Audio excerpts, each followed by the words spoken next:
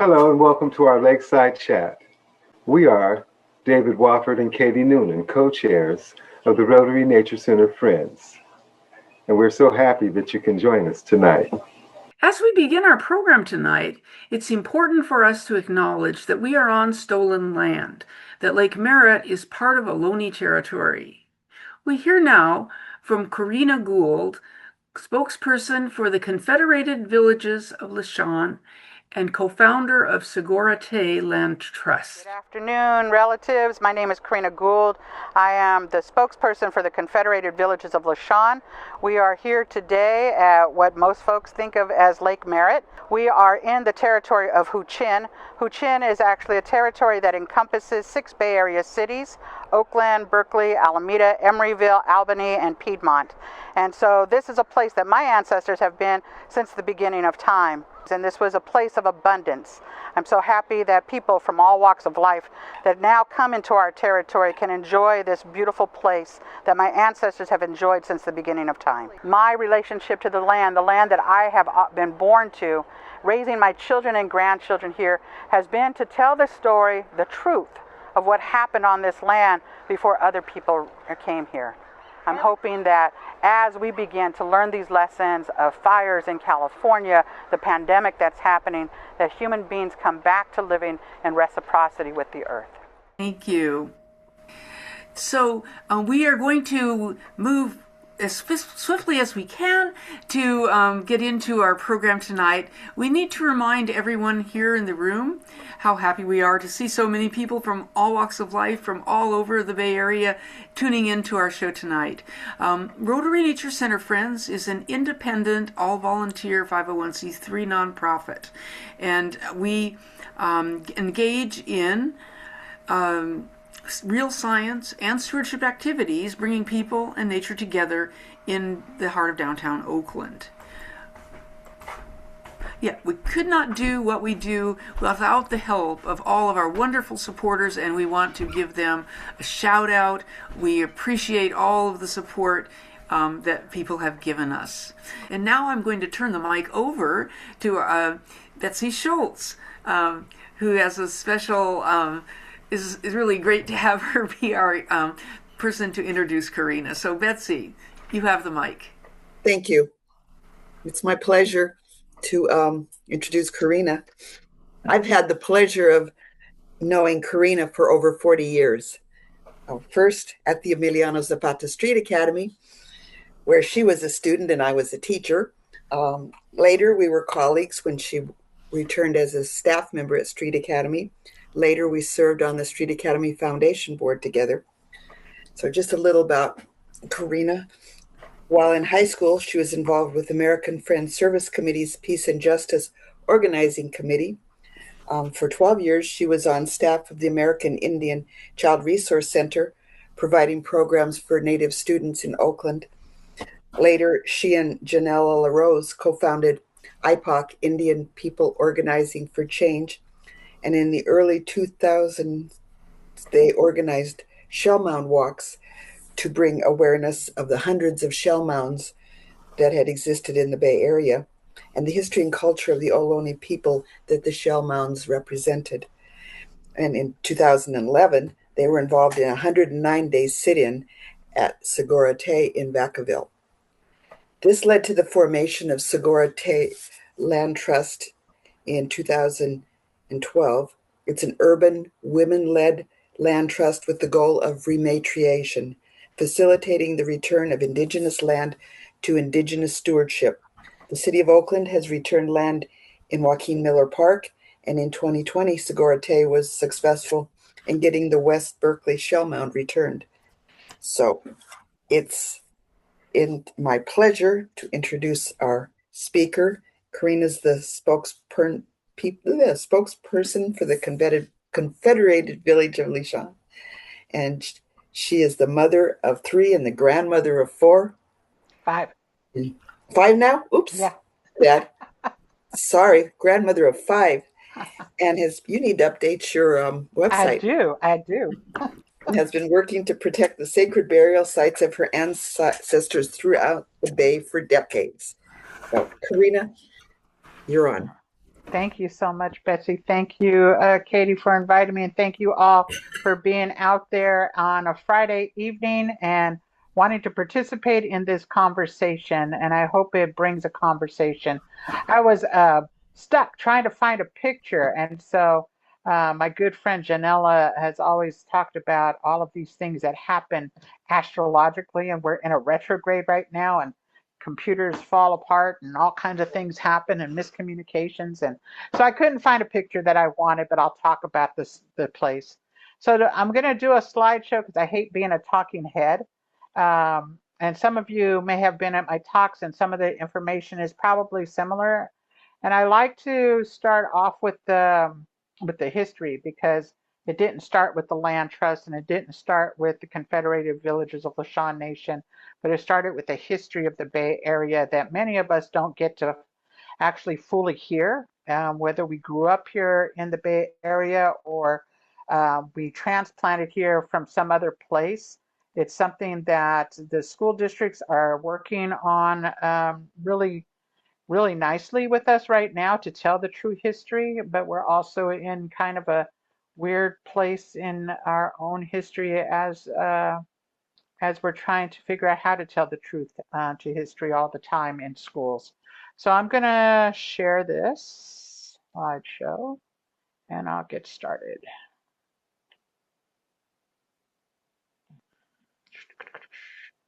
If I can remember how to open it up. It's down here. Here we go. Um, this is a big old long title. It's called Rematriation and Protecting Sacred as Indigenous Women's Decolonial Work. And I think I came up with that title because I was doing a college presentation, and they always like a lot of words when they're doing titles, I find, and it's quite funny. Um, I'm an Oakland girl, so I have an Oakland accent still, and I'm still been born and raised here in Oakland. And it's beautiful to be a part of this wonderful community that's grown up here. My ancestors have been here since the beginning of time, and a long time ago, before there were photographs, there were people that came and they drew pictures of plants and animals and people and things that they saw that wasn't in Europe at the time. And somebody drew pictures of my ancestors. These are two Bay Miwok women who we're directly related to that were here on contact with when the first people came here. Our traditional territory of the Confederated Villages of Lashawn Nation actually encompasses a large portion of land. And this map, that's everything that's covered in pink.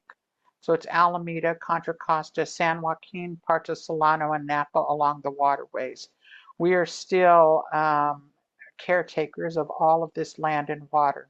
In the very middle of this picture, you'll see a little brown spot. And in that brown spot there is Tuyushtak.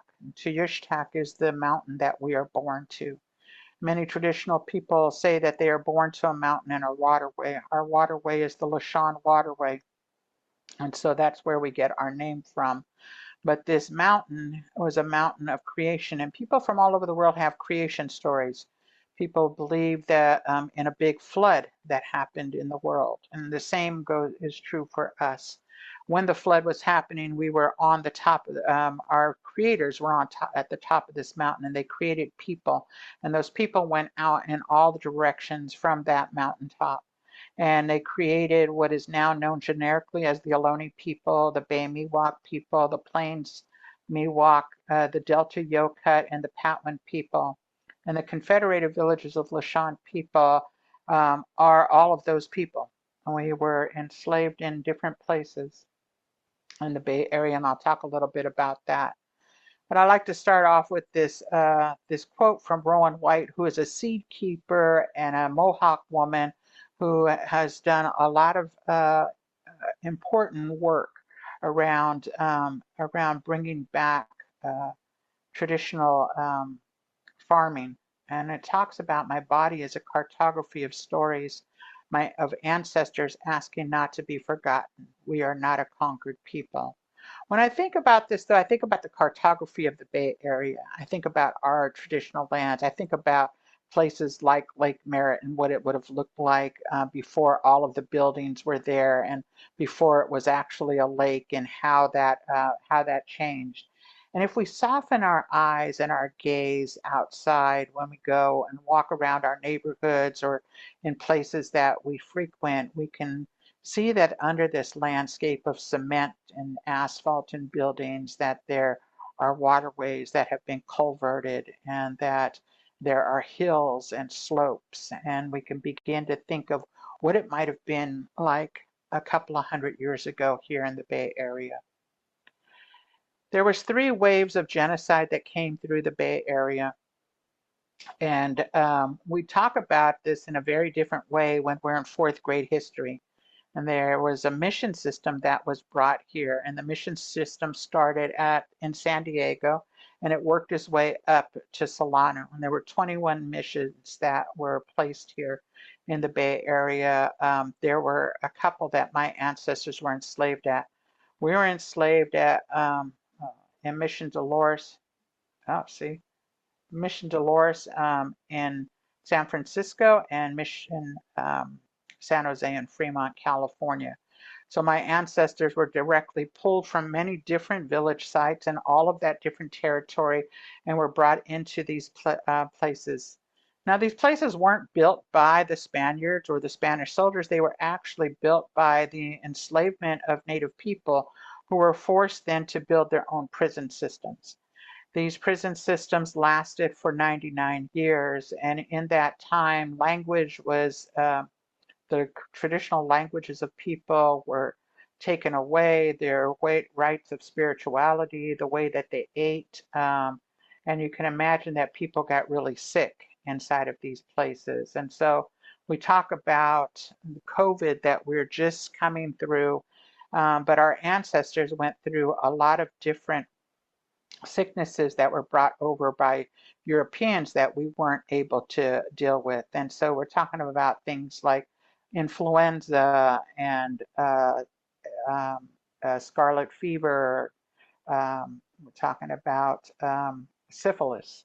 And we're talking about those things where people died by in the droves, right? The missions came with soldiers and a different way of belief systems. They brought in the idea of murder, of rape, of um, of whipping people, of owning people, and owning land. And it's very important that they came with this idea that they had dominion over the land and the people using the doctrine of discovery. At that time, it was the Catholic Church's idea that people of color had only half souls, and so they didn't know what to do with the land. And so Spanish soldiers and the missionaries came with that idea as well, and thinking that they could convert the native people to their religion, but knowing that they would never be this as equals. And so it was a difficult time when the Spanish soldiers came and the Spanish missionaries came and brought this whole new idea of living. You can imagine that everything that you know in your lifetime to be true was all of a sudden, in a very short amount of time, changed. And that you weren't able to visit your relatives, you weren't able to seek medicine, you weren't able to eat your traditional foods. And so, in that short amount of time, thousands and thousands of California Native people died. Let's see, make sure I didn't get through that. So in 99 years, after 99 years, Mexico actually won uh, its independence from Spain. And when that happened, Mexico took over the lands that the Spanish missionaries had. And when they did this, they took the land, but they also continued the enslavement of indigenous people. We don't ever talk about slavery in California. We talk about California as being a free state, that when people from the South were coming here during gold rush, that they would often try to bring their African slaves here with them, and that for the most part they were supposed to be free once they crossed those boundaries. But the slavery happened to California Indian people before that occurred. And that's something that's not talked about in history or is general knowledge in California. When we talked about Huchun, when I was introduced myself at the beginning during that video, and I said we were in Huchun, that area actually was one rancho that was given to the Peraltas. It's called El Rancho de San Antonio. And today we see the Peralta name all over the Bay Area. And there used to be Peralta hospitals, and there's the Peralta School District. There's streets named after it. There's a Peralta Hacienda that's on Coolidge Ave that you can go and visit, that we have been working really closely with. And there's some really beautiful signage that our tribe has been working on. There's a brand new sculpture that says Sea, S-I-I, means water in our language, that's down by the creek. We're tending to the creek bed and all of the traditional plants that are there. And so I really encourage people now to go there, that we've been in a relationship with the Peralta House. That's been work over a decade of doing that, and them really working closely with us. But I talk about the Peraltas like we have this understanding that the Peraltas were here, but we don't have an understanding that there was nobody others named before the Peraltas. Like, we all disappeared with that history. And so the Spanish in the Spanish missions, they did a great job writing in diaries, taking down language, writing down where people were born, who they married, where they ended up, when they died. But when the Rancho period happened, um, the Spanish diaries or the Mexican Rancho diaries didn't really talk about Native people. And that's important to understand about the disappearance of people. The disappearance of people happened when people stopped writing about us. And so they didn't write very much about the people. My ancestors actually built the adobe house that the Peraltas lived in. The Peraltas didn't come for almost 8 years to live in that house. My ancestors lived in that house until they got there, and then were kicked out, and they lived along that creek by the Peralta house is now. There are shell mounds in that area that people are unaware of. This place was lush, but my ancestors became uh, um, ranchers and workers on the farm and took care of the huge cattle that came with the Peraltas. But in 1848, Mexico and America had a war, and the land was stolen for a third time. And this time, the United States, oh, no, I'm not going to decline this. I don't know who's trying to get remote control for my computer.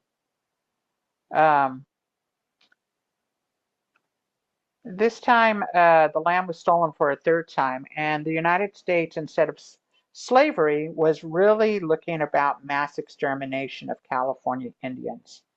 And the reason that they were trying to do that was because of gold rush. In fourth grade, you hear about the Native people, you hear about the missions. The missions were great according to old fourth grade history, and then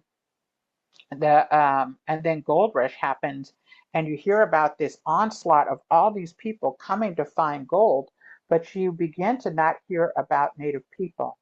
And because they weren't creating treaties, the United States government created treaties all the way across. And I think it's really important because we just had this 250th anniversary of this country being founded.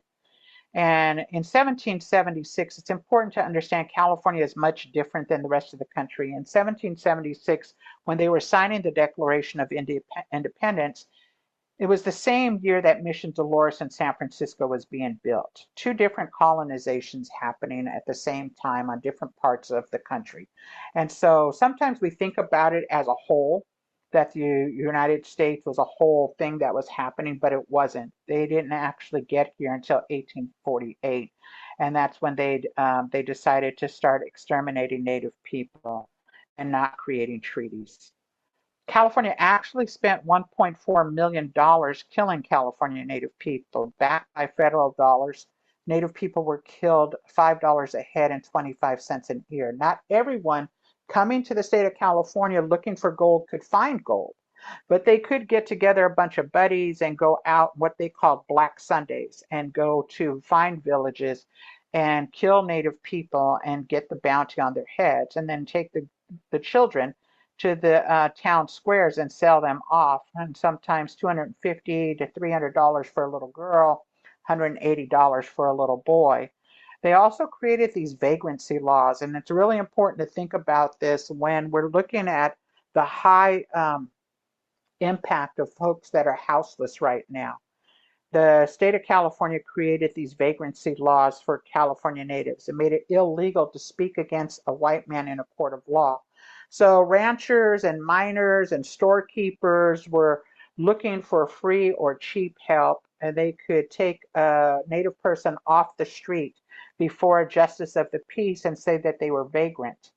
And then the justice of the peace could say, well, if you give us $3 or $4, you can have this person and basically as indentured servitude for the next 20 years.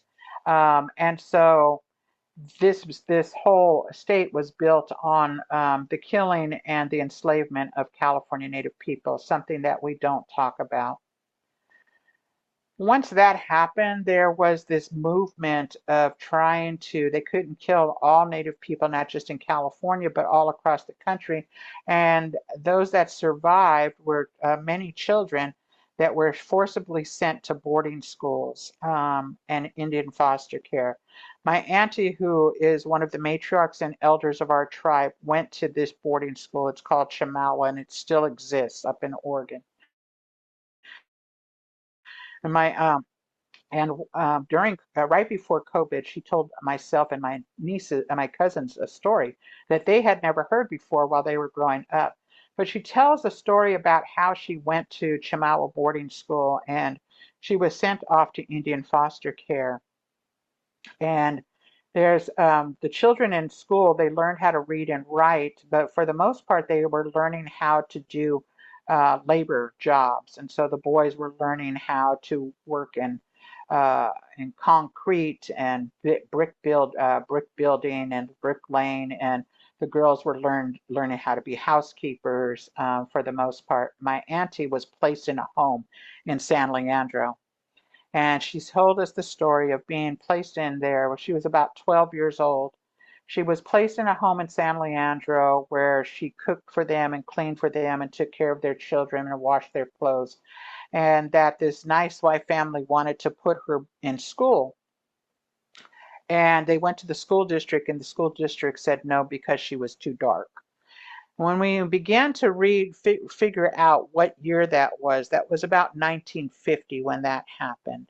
And so it's not something that is in that far distant past. It's somebody that's still alive that has experienced this pain. She went on to be a waitress and having 7 children, still lives in Oakland. And she worked as a waitress in a restaurant that some of you may have gone to in Alameda called the Acapulco Mexican restaurant, and she retired from there. People talk about the word Ohlone, and I'm trying to get people away from that as much as possible. I know that it is a word that people have taken up. It was an old word that was called Costanoan at first. Costaños was the Spanish word for it. It was people from the coast. When people first got here, they thought we were basically all the same. They kind of all look alike. They dress alike. They wear but the languages were different, and the traditions and songs and stories were different. And so today, when we look at this is a map of languages. California was one of the most linguistically diverse places in the world at one point. And we are living in this area here, which is Chochenyo. And Chochenyo is the language that my ancestors speak. My great-grandfather, Jose Guzman, was one of the last fluent speakers of the language. My daughter, Deja, is the language keeper for the tribe, and she is revitalizing the language without a fluent speaker. So she's working with people in Hawaii and in Ireland and in lots of different places to revitalize language. The people across the bay in San Francisco spoke Ramaytush. Down in San Jose area, it was Tamian. Down in Waswas, this is Santa Cruz area, and then there's Mutsun below that, and Rumson. And so on both sides of the Carquinez Strait was the Carquin language. So we had also one of the things is that there was never one overarching tribe in any of these areas. And the way I like to explain it to people today is that we all live in Alameda County, or I don't know if all Zoomlanders are out there or from Alameda County, but many of us live in Alameda County. We may live in different cities, and each of those cities are responsible for their own citizens, their own municipalities, their own zoning. They have all of their own things for their own citizens. The same was and is true for Chochenyo speaking and Ramaytush speaking and all the different speaking language people here. So we have different tribes. So we are the Lashawn Nation. There are other tribes that are in this area as well that continue to do their own work, but we are the only tribe that has continued to stand up for our sacred sites and have done this work continuously for over 30 years. We worked on, like Betsy said, we worked on doing shell mound peace walks in the Bay Area. And this is a Nels Nelson map from 1909. He worked at UC Berkeley, and because there was so much development happening over 100 years ago, he created this map of shell mounds around the Bay Area. At that time, there were over 350 shell mounds. There are now more than 450 shell mounds that have been designated around the Bay Area. And as development continues today, we are continuing to find ancestor remains and burials as we're doing this. Most recently, some people may have heard about one at Berkeley that was uncovered a few months ago. So we walk from the Bay Area, from the Carquinez Strait down to San Jose and up to San Francisco with people from all over the world. People from the Cape Verde Islands and Japan and Nova Scotia and Australia and all over the country walked with us to these shell mounds where we laid down prayers under railroad tracks and parking lots and schools and apartment buildings and streets, asking those ancestors to remember us as we were remembering them. And so these are some of the folks that walked with us over those years. I'm still in contact with many of them. And we ended at the Emeryville Shell Mound because in 1999, when this crazy thing called the internet was created, we all saw an influx of money coming into the Bay Area.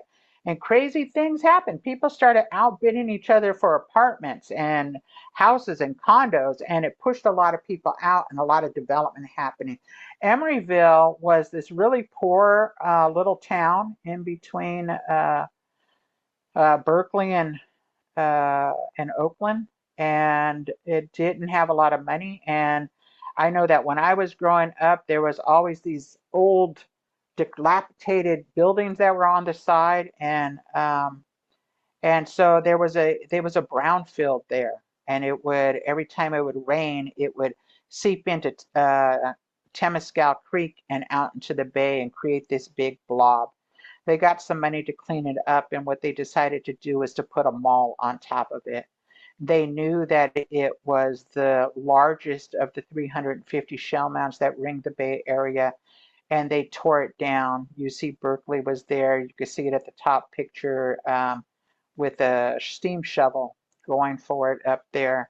We fought them. We went to city council meetings. We went to and asked them to not do that work, but to open it up as a green space to talk about our history. Instead, they decided to put this little shell mound on the corner of Shell Mound Street and Ohlone Way that supposed to represent thousands of years of our ancestors being there. So yearly we gather there on the day after Thanksgiving, the biggest shopping day of the year, and we educate the public about what's underneath. That there's still ancestors that are buried there. That the shopping mall was really not good to us, and it still leaves off much of the history of our people, even in the pillars that they've written stuff on. We took over a sacred site in 2011 for 109 days. It had two shell mounds on it in Vallejo, California. It is on the Carquinez Strait where our salmon come home and go back into the bay each year. We had village sites there, and for almost 12 years, my good friend Wounded Knee Dale Campo, who just passed recently, led the fight to protect this site. And in April of 2011, when the city of Vallejo filed bankruptcy, they gave the park district $30,000 worth of permits for free in order to destroy the site. And we decided at that time that we should take it over. So we lit a sacred fire that lasted 109 days. There were 4 other fires around the world that stayed lit for the exact amount of time. And we ended with 2 federally recognized tribes, the city and the park district, creating the first cultural easement of its kind, giving the tribes the same rights to that land as the city or the park so that it could never change again. In 2015, we stood against the canonization of Junipero Serra.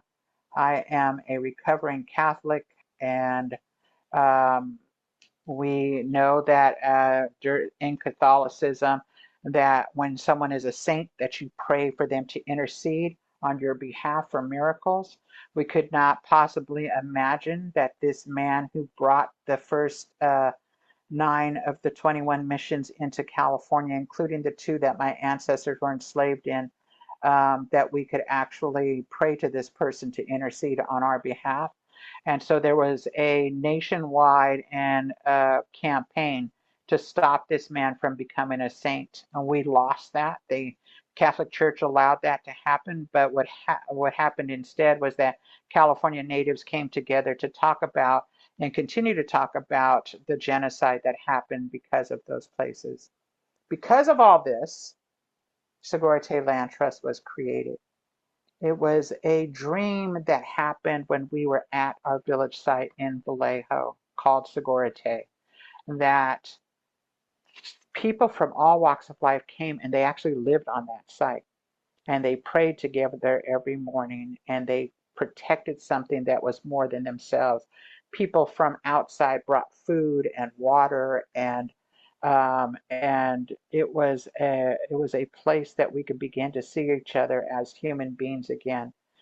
And many of us, when we left there, were had a little bit of PTSD, I guess, from living in community to coming home and shutting your door and not talking to your neighbor or sharing food with them. Something that happens in this society where we become individuals rather than a collective.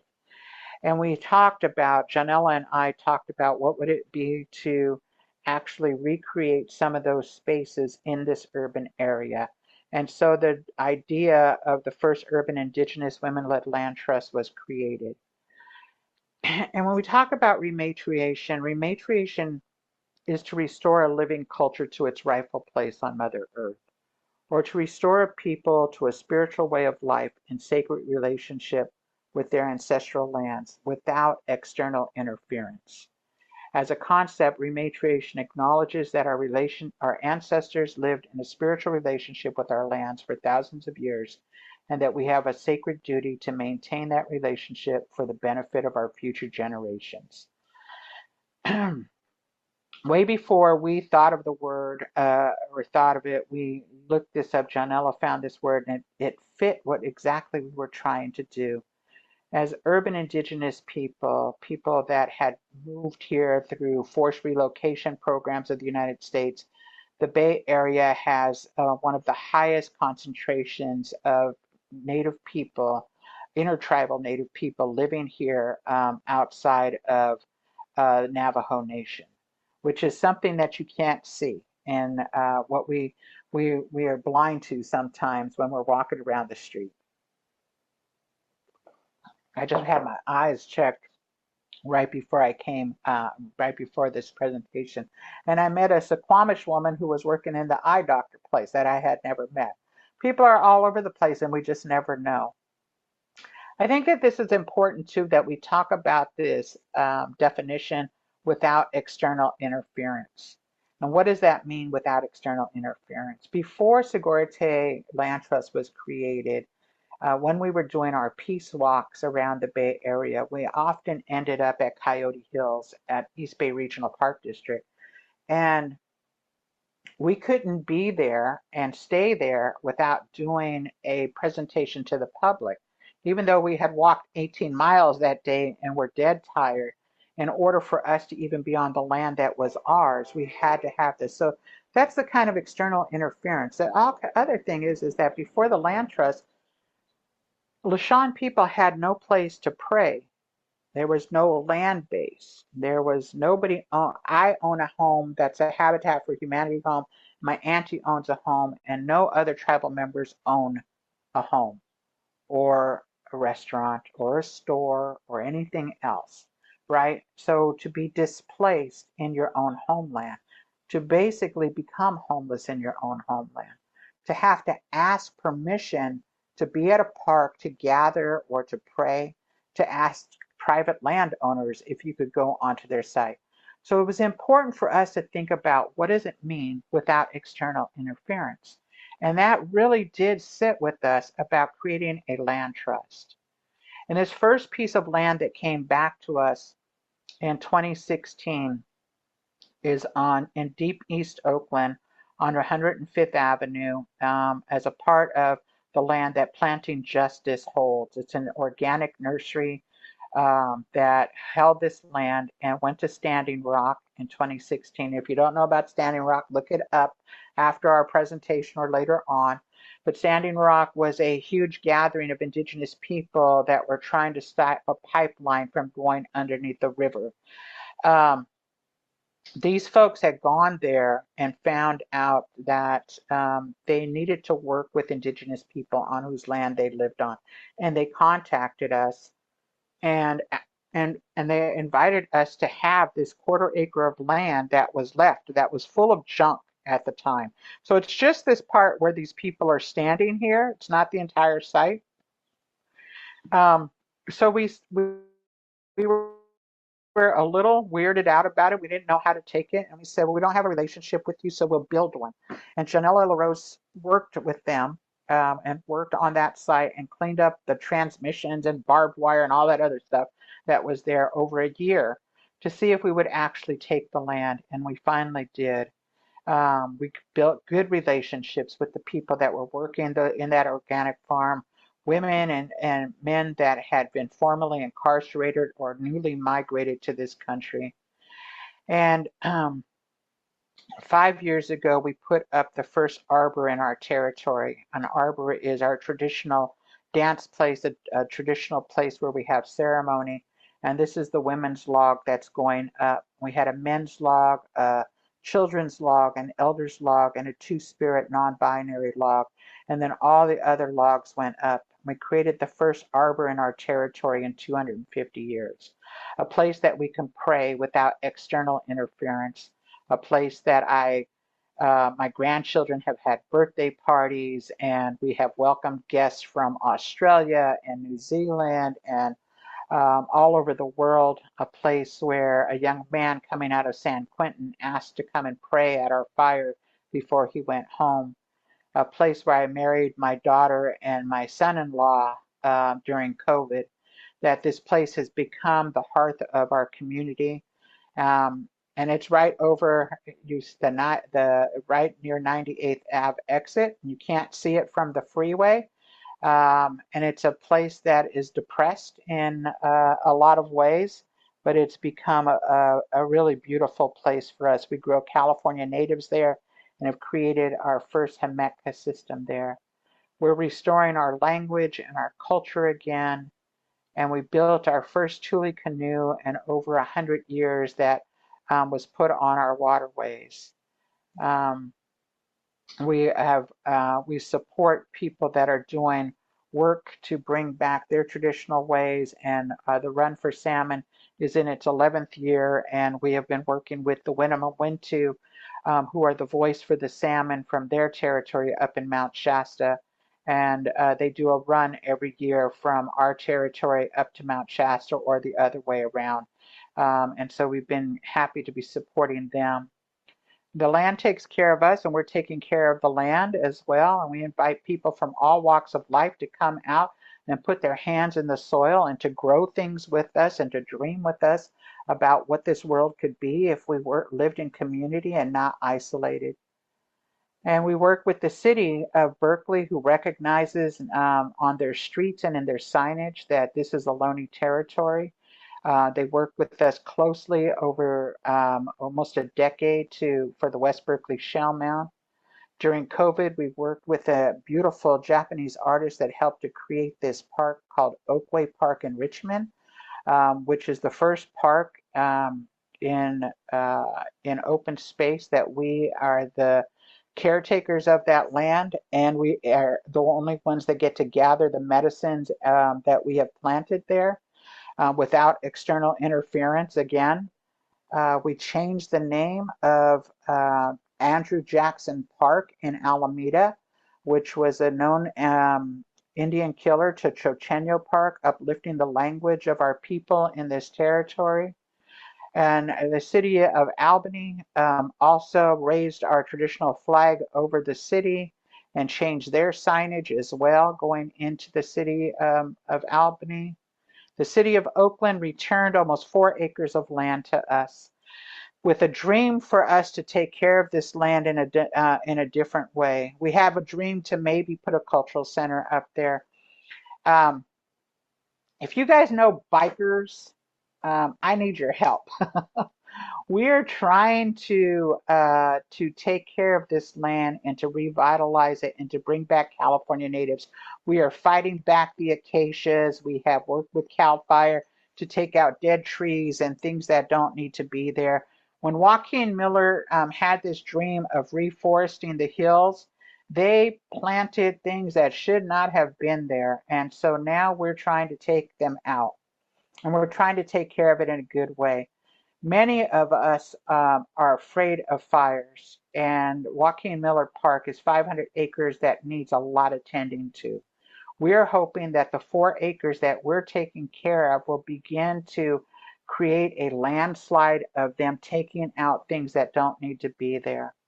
When folks first got here to our territory, they wrote in their diaries about how well kept the land was, that there was a canopy that they could see forever under. And that was because our people used fire as a way of taking care of that land. People are afraid of fire in that way, but traditional uses of fire now are showing that we can stop those huge wildfires if we were able to get this under control again. And we're hoping that by taking out the invasives or the non-native plants and getting native plants back established in that area, that we can be able to make it fire resilient, and then the rest of the park could do the same. Bicyclists are continuing to give us havoc and creating their own trails. We have put logs in the way. They have brought their own chainsaws to cut the logs. It's a horrible thing. So if you know bikers, and tell them to stay on the trails that are meant for them. The West Berkeley Shell Mound is the oldest shell mound in the Bay Area, where my ancestors buried our relatives, along Strawberry Creek, where fresh water met salt water. And this is always where our shell mounds are. It's along these waterways that they could drink out of, that still had trout and salmon came up, that was full of abundance in these marshlands. We were there. And about 10 years ago, a developer wanted to develop this land, and we went to city council, to zoning board meetings, and to historical preservation commission meetings, and we kept them up until 3 o'clock in the morning, and we took this and then finally had to go. We had leaders from all over the world that came and prayed at the West Berkeley Shell Mound with us, and hundreds of people that showed up on MLK Day and the Farce of July, and thousands of people that came to support us from all walks of life around the Bay Area, to understand that this 2.2 acres of land that looked like a parking lot was a sacred site, that we had ancestors that had been removed, but also ancestors that remained under this land, and that this should be preserved and protected, and that it stood for everybody. And so we connected this sacred site to sacred sites and movements all over the world, and we connected it to the fight against genocide in West Papua, and the fight to stop the 30 Miller telescope on Mauna Kea. Um, and we stood together day and night. And the developer lost the first case in lower courts, and the judge likened the shell mound to ruined sites all over the world. And then it was taken to appeals court. And while we were in appeals court during COVID, the developer put an 8-foot fence with barbed wire all around it. We called on people to come together and to put up ties, ribbons on there, and artwork. And she paid people to take them down every day. But people came from all walks of life and supported that and danced there and prayed and protected that land. And now we have a dream of reopening up Strawberry Creek, of creating a cultural site that we can talk about our history, a place for fourth graders from all over the Bay Area to come and learn about culture, a place for us to take care of the land together. And this is a dream of Strawberry Creek. This is where it actually goes across the parking lot, and we've got a painting there. And recently, we did a campaign to pull up the asphalt. We're waiting for the city of Berkeley to give us the permits, and the asphalt will be coming up, and we'll be bringing in soil and California natives in there, and we're going to ask the community to come and help us to broadcast native flowers and plants there to take care of this land and put up signage while we get ready for the next iteration. And so this is our crew, some of our crew that have put up signs, taking down Spanger signs or covering up Spanger signs that have been there for decades, reminding people where they're at. This is the first piece of creek that was returned to the Lishan people. We have 3 acres of the Irgin Creek, or the San Lorenzo Creek that was returned to us recently with Caltrans. The Caltrans is also going to provide an endowment to take care of this land in perpetuity. And so working with folks that have been taking care of this creek, taking up the trash, cleaning it up, Caltrans has 10 years of mitigation on this land, and they are really bad at taking care of land. They were supposed to have this mitigated over 20 years ago, and every little I don't know, little basket that they had over a willow died. And so we are intent on making sure they hit their mitigation measures so that they can leave. But there are ducks on the water. It's a beautiful place. We are hoping that they're going to take out a huge eucalyptus that's tipping too far over as far as I'm concerned. But we're going to be opening this up soon for volunteer days, so people can come out and visit the creek with us and take a walk along this land. We are also working with the city of Oakland again. The city of Oakland has donated or granted us some measured DD money that went in about 20 years ago. DD was around.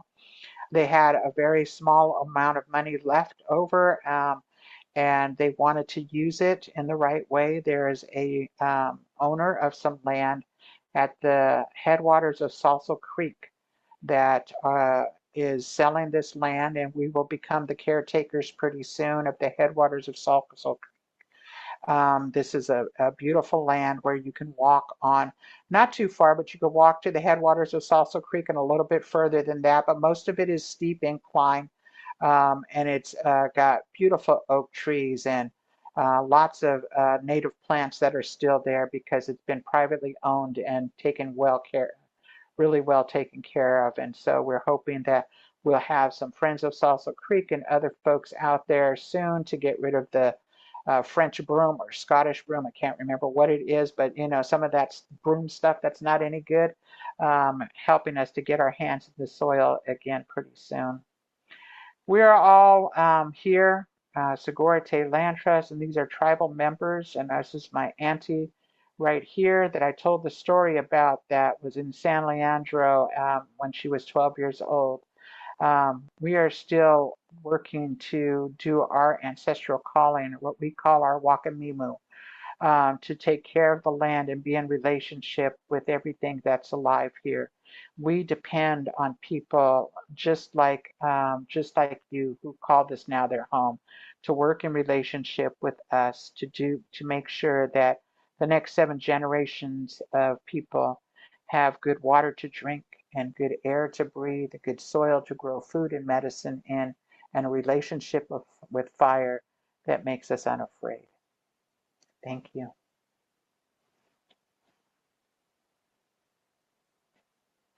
Let me see how to open this up.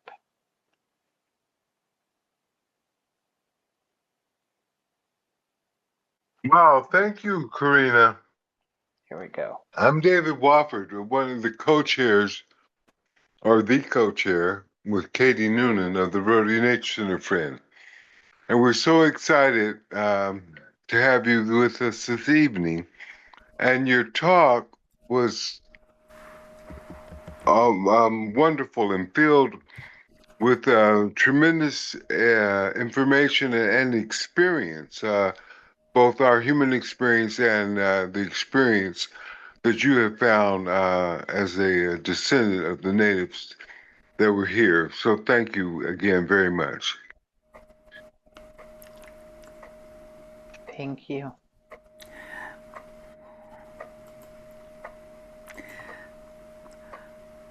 Katie, are you there and able to? I totally am here. Yes. And I want to give people a chance to speak as well. I wanted to tell Corrina how moving this is, where we see throughout Oakland, where there are little patches of oak trees or little dilated sections of creek where we can kind of absorb this feeling of connection with the earth and bridge from that and to the ideas that you've shared tonight. I think that was, very powerful, and hope we can continue to be in partnership. Yeah, and be supportive of all that you're doing. Do we have other people in the? Raise your hand if you would like to say something.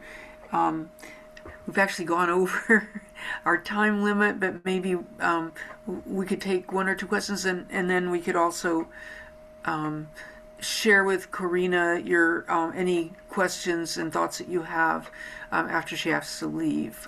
If you're willing to share them, we would pass them on. I know many of us were able to were introduced somewhat to these ideas through the Oakland Museum exhibits and the learning more about indigenous land stewardship practices that we had not been aware of. It was very moving to see this broaden out into land back, and what that might mean for without interference for the people who were displaced and killed off, but also for all of us who are facing challenges in this world.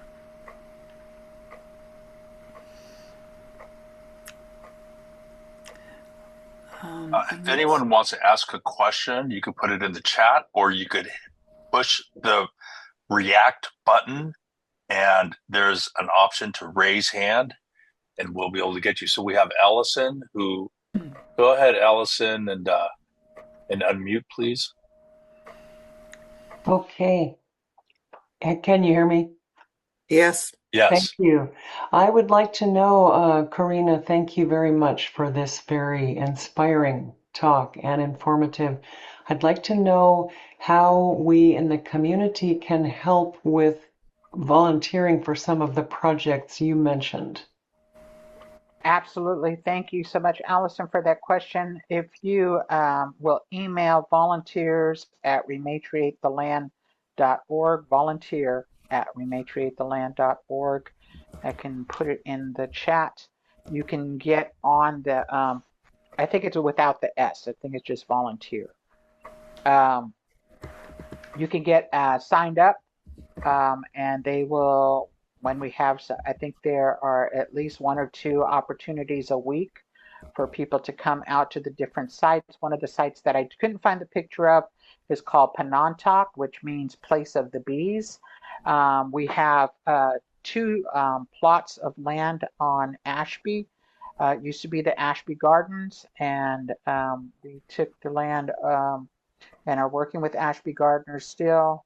But we have land there that always need tending. The Renimu Park, it's up in the Oakland Hills, always needs tending too. We have another land site in West Oakland called Ramai, and Ramai means west in our language. And so they have availability. We also have a piece of land that we're taking care of as well as the creek in Albany. It's called Giltrack. We call it Heckshen. And they have a community farm there, and we take care of the other side of the land where we're growing California natives and taking care of stuff. So there's lots of opportunities to come out and to get your hands in the soil, or sort seeds or whatever it is that you'd like to do. And then also for folks that can't do that, we have a quarterly volunteer need for people to stuff envelopes with us and to help us to send out thank you cards. And so that's also an opportunity to get involved.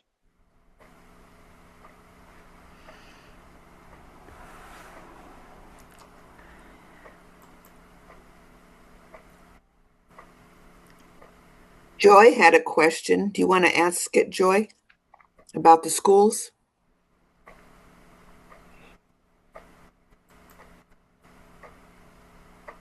And you can unmute Joy. Or I could read it. Can you talk about? Okay. Go ahead, Joy. Oh, thank you very much. And my question was, can you talk about efforts that might be going forward to bring this history, as you shared with us, into the Oakland School District so that it will be taught in schools starting in grade 4 and replacing all that old, awful, wrong information? I'm saying this as a retired teacher. Yeah, thank you so much, Joy. We actually started a Lashawn Nation curriculum collective about almost 3 years ago. And it is an intra-district curriculum collective for teachers from anywhere in all of those counties that we're from to participate in. And if you would like to sign up, or if you know teachers that would like to sign up, because it's one of the problems that we felt was that the tribal members didn't always have the means or the time or the capacity to continue to do presentations in every 4th grade class that wanted them. The second problem is that once you're finished with 4th grade, then you disappear from history again. And so we didn't want that to happen. So we're encouraging middle school and high school teachers to also create curriculum for those grades as well. So that is an ongoing thing.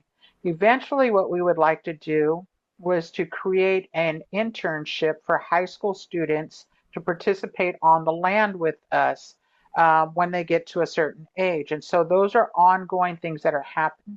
If you email info@rematriatetheland.org, Sharon is the person who is been leading that effort for us. Yeah. And she would be happy to put you in touch with when they're meeting. So folks have been meeting and gathering and doing curriculums and doing peer they're just looking at the curriculum together and adding stuff. And so it's a great way for people to plug in. Yeah, these are wonderful things. I think the Oakland Museum offered some teacher programs for teachers to work to create curriculum for their classes, and I just like to put in a plug for Glen Oak Park on Glen Echo Creek in Oakland, where we've had students from Oakland Tech come out and pull out invasive ivy. And not only that, but to think about what that place meant, what had been covered over, what was, that the people are still providing guidance and ideas that we can kind of relate to and connect with as we enjoy those beautiful places that are still left, even in the heart of urban Oakland. So yeah, that's a hoping beautiful that we place. can continue to do that with the blessing of the Sogorea Te Land Trust. Sounds fun. So let's see. So we will always put out a post-chat email with many of the links that have been put into chat, and we have some more. There are so many, resources for people, and we do want to share them. And definitely we'll run these by Corrina, and as we shape that post-chat letter. But if you have questions that you didn't think of right away, you can always send them to me and I will forward, so that we continue this conversation, starting a conversation with a wide group of people from all walks of life, how we can help. Thank you so much. Yeah, there's always look at our website. Our website's not a dead website. And so we actually have a media team that is always updating it, always giving more information, and has a beautiful long list of resources if people are looking for more information to read about. Very definitely. So Rotary Nature Center Friends is thrilled to be able to host you, Corrina, and we have we're going to have some closing slides, but we are making a donation to Sogorea Te on behalf of our organization and encouraging people, if they are inspired, to do so as well. So that will be in the closing slides that we're going to share at the end. And I think it's already been put in. You can go there from the website, a beautiful website. Thank you. Thank you so much. So if you do think of a question that you haven't thought of, it's just a very reflective vibe right now, and I think that's appropriate for our program. But if you think of them and you would like to send them to me, I will incorporate them in our post-chat letter. So should we all clap our hands and say thank you so much, Corrina, for all that you've done in your lifetime to raise consciousness and to motivate and people to think about, the genocide, the what really humanity has been about, that we're all a part of, that it's been a real contribution going forward to future generations. So anyway, everybody clap hands. Thank you so much, Corrina. Thank you all for inviting me. Look forward to continuing the conversation. Have a great week. Okay, thank you for staying so much later than you intended. We really appreciate. I'm going to share some last slides if we're ready at this point. Are we ready to? So I'd like to share just one last little bit here.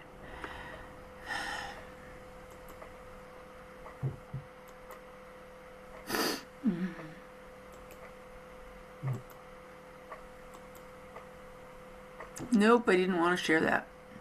Sorry.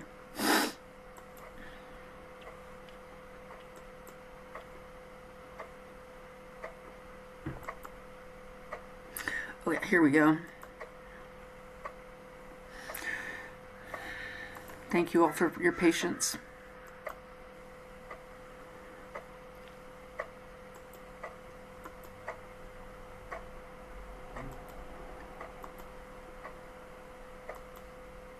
Yes.